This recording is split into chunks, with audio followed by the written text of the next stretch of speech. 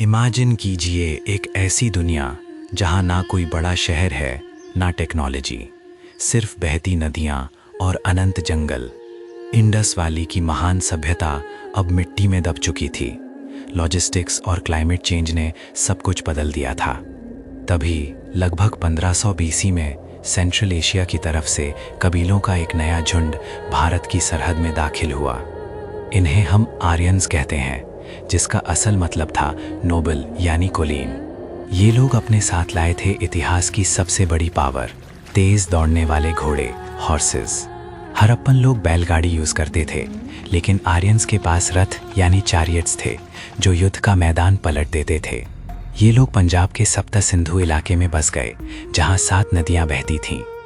इनका जीवन शहरों में नहीं, बल्कि ग्राम यानी गांव में था। यहाँ से शुरू हुई भारत की रूरल लाइफ। लेकिन ये सिर्फ कबीले नहीं थे, ये अपने साथ लाए थे एक ऐसी साउंड जो हजारों साल तक गूंजने वाली थी, संस्कृत।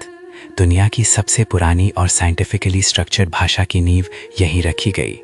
आर्यंस के लिए उनकी सबसे बड़ी संपत्ति सोना नहीं थी, वो थी गाय यानी काव। युद्ध भी जमीन के लिए नहीं, बल्कि गायों के लिए होते थे, जिन्हें गाविष्टी कहा जाता था। सोशली ये लोग बहुत सॉर्टेड थे। हर गांव का एक ग्रामीणी यानी लीडर होता था। राजा को चुनने के लिए सभा और समिति होती थी, मतलब डेमोक्रेसी का सीड तभी बो दिया गया था। लेकिन सबसे इंटरेस्टिंग था उनका ज्ञान। इस दौर में ही शुरू हुई द ऋग्वेदा की रचना। इसे लिखा नहीं गया था, बल्कि जनरेशन टू जनरेशन ऑडियो की तरह पास किया गया। इसे कहते हैं श्रुति ट्रेडिशन। विमेन का स्टेटस फैंटास्टिक।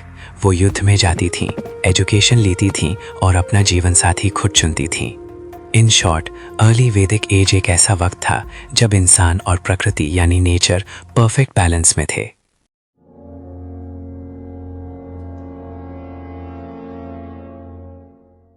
दुनिया की सबसे पुरानी लाइब्रेरी का तसव्वुर कीजिए, लेकिन वहां कोई किताब नहीं थी। सब कुछ हवा में था, ध्वनि यानी साउंड वाइब्रेशंस में। ऋग्वेदा, इसमें 10 मंडलास यानी चैप्टर्स हैं और 1028 सूक्तास यानी भजन। ये कोई धार्मिक किताब नहीं, बल्कि ब्रह्मांड का एक मैनुअल था। लोग प्रकृति की पूजा करते थे। इंद्र बारिश के देवता, अग्नि आग के देवता और वरुणा जो ब्रह्मांड के नियम रीता बनाते थे। वैदिक लोग आइडल वर्शिप यानी मूर्ति पूजा नहीं करते थे। उनका कम्युनिकेशन का तरीका था हवन। अग्नि को एक पोस्टमैन माना जाता था। जो भी आप आग में डालते थे वो देवताओं तक पहुंच जाता था। साइंस और फेथ का एक अनोखा मिक्स। लेकिन उनकी सबसे बड़ी ऑब्सेशन थी सोमा, एक ऐसा मिस्टीरियस प्लांट जिसका रस ऋषियों को एक अलग ही स्टेट ऑफ कॉन्शियसनेस में ले जाता था। सोमा का नशा नहीं, बल्कि एक डिवाइन एक्सपीरियंस माना जाता था। इस पर पूरा एक सोमा मंडला लिखा गया है। अब बात करते हैं उनके खाने पीने की। मिल्क, कर्ड, घी और यवा यानी बार्ली उनकी डाइट का मेन हिस्सा थे। इंटरेस्टिंग बात यह है कि वो हनी यानी शहद को अमृत मानते थे। शुगर का कॉन्सेप्ट तब नहीं था। इनका सोशल स्ट्रक्चर कुला यानी फैमिली पर टिका था। सबसे बड़ा बुजुर्ग घर का कुलापा होता था। अब आते हैं उनके सबसे बड़े शौक पर, चैरियट रेसिंग और गैम्बलिंग। हाँ, वैदिक लोग थोड़े एडवेंचर लविंग भी थे। लेकिन इन सब के बीच एक सिस्टम था जो बहुत फ्लूइड था, वार्ना सिस्टम। ऋग्वेदा के मुताबिक एक ही घर में एक पिता हीलर हो सकता था, माँ अनाज पीसने वाली और बेटा कवि यानी poet. No discrimination. Women's freedom was at its peak. उन्हें उपनयना यानी सेक्रेड थ्रेड सेरेमनी का अधिकार था, ठीक मर्दों की तरह। लेकिन जैसे जैसे वक्त बीता, ये नोमैडिक लोग एक जगह सेटल होने लगे। खेती बाड़ी यानी एग्रीकल्चर ने कैटल रियरिंग की जगह ले ली। यहाँ से शुरू होता है भारत का पहला पॉलिटिकल गेम। कबीलों के बीच युद्ध होने लगे, जैसा कि battle of the 10 Kings. King Sudas की जीत ने यह साबित कर दिया कि अब गवर्नेंस और एम्पायर का वक्त आ गया है।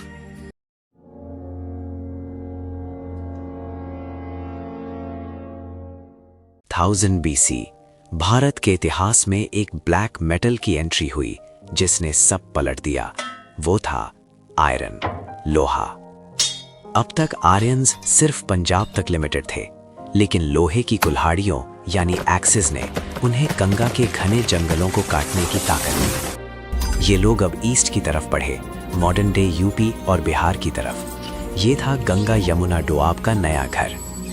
जब खेती बढ़ी तो सरप्लस अनाज पैदा हुआ, और जब पेट भरा हो तो इंसान एम्पायर और पावर के बारे में सोचता है। कबीले यानी जनाज अब जनापदास बन चुके थे। राजा अब सिर्फ एक लीडर नहीं, बल्कि भूपति यानी जमीन का मालिक बन गया। अपनी पावर दिखाने के लिए शुरू हुए बड़े यज्ञ जैसे अश्वमेधा यज्ञ। एक घोड़ा छोड़ा जाता था और वो जहां तक जाता वो जमीन राजा की। लेकिन ये पावर फ्री में नहीं आई। इसके बदले भारत ने अपनी सोशल इक्वालिटी खो दी। वरना सिस्टम जो पहले प्रोफेशन पर आधारित था वो अब जन्म पर आधारित हो गया। कास्ट्स रिजिड होने लगी। ब्राह्मण और क्षत्रिय सबसे ऊपर आ गए और शूद्रास को हमेशा के लिए हाशिए पर धकेल दिया गया। औरतों की हालात भी गिरने लगी। उनसे उपनयना और सभा में जाने का अधिकार छीन लिया गया। Education was now a dream for them.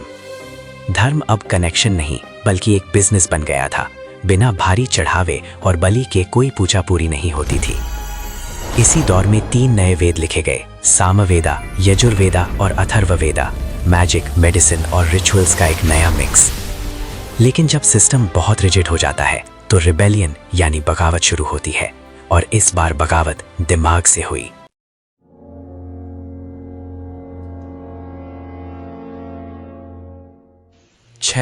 BC लोग अब सवाल पूछने लगे थे, क्या सिर्फ बलि देने से मोक्षा मिलेगा? इस बेचैनी ने जन्म दिया दी उपनिषद्स को। उपनिषद का मतलब है गुरु के पास बैठना। ये कोई कर्मकांड नहीं बल्कि एक डीप फिलॉसफी थी, आत्मा और ब्रह्म का रिश्ता। यहां से शुरू हुआ कर्मा और री इनकारनेशन यानी पुनर्जन्म का कॉन्सेप्ट। जो आप करोगे वही भोगोगे, सिंपल लॉजिक। लेकिन जब धर्म कुछ लोगों की जागीर बन गया तब 2 महान आत्माओं ने जन्म लिया, गौतम बुद्ध और वर्धमान महावीरा। उन्होंने कहा धर्म वो है जो सबको बराबर माने। संस्कृत की जगह उन्होंने पाली और प्राकृत यानी आम आदमी की भाषा चुनी। इस रेवोल्यूशन ने वैदिक सिस्टम की जड़ों को हिला दिया। अब भारत सिर्फ रिचुअल्स का देश नहीं बल्कि आइडिया और लॉजिक का देश बन गया। इकोनॉमिक तौर पर यह भारत का सेकंड अर्बनाइजेशन था। नए शहर जैसे काशी, पाटलिपुत्रा और वैशाली रोशन हो रहे थे, और इन शहरों की पावर ने जन्म दिया 16 महाशक्तियों को, द 16 महाजनपदास। इनमें सबसे ताकतवर था मगधा, क्योंकि उनके पास था लोहा, हाथी और चाणक्य जैसी दिमाग की शक्ति। वैदिक एज खत्म हो चुकी थी, लेकिन उसने एक ऐसी बुनियाद रखी जिस पर आज का भारत खड़ा है। योगा, आयुर्वेदा, मैथमेटिक्स और स्पिरिचुअलिज्म, ये सब उसी वैदिक एको का हिस्सा है जो आज भी हमारे खून में दौड़ता है। भारत का इतिहास सिर्फ तारीखों का पुलिंदा नहीं है, ये एक एवोल्यूशन है, एक सफर अंधेरे से उजाले की तरफ।